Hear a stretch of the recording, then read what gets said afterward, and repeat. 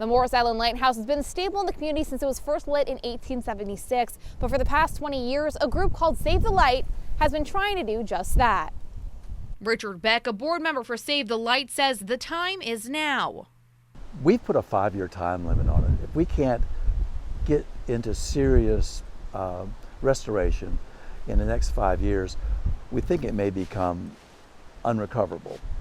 And at that point, my grandchildren would probably see it fall into the water. Something that is the group Save the Light's worst fear, a group that began from a common interest, saving the Morris Island Lighthouse. Well, it started out as a number of concerned citizens on James Island and Folly Island who loved the lighthouse and saw it sitting there without attention, and had been sitting there since 1962 without attention.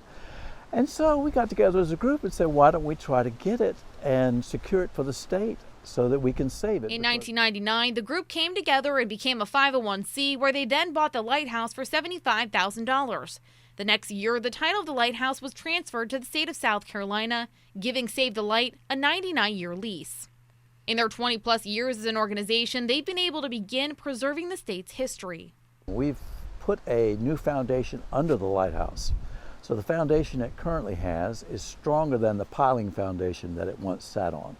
And we've put a cofferdam around the lighthouse to keep shipworms and erosion from destroying the foundation. Those projects were a result of the state of South Carolina grants, the town of Folly Beach's contributions, and many private donors. Beck says the lighthouse's importance is universal for residents, but as a kid growing up on James Island, it's especially an emotional part of him. A part of me as the marshes are in Charleston, or the rivers.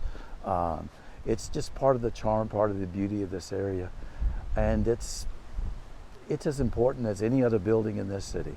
As for what's next to fix to ensure the lighthouse is saved, Beck says it will come down to the infrastructure, primarily replacing the bricks and cast iron that have been deteriorating over time from an earthquake, multiple hurricanes, and the Charleston tides. But all the work will be worth it for the future.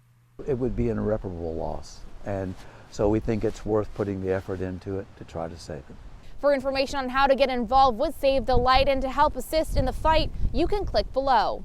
In Folly Beach, I'm Kate Prestak. Count on 2.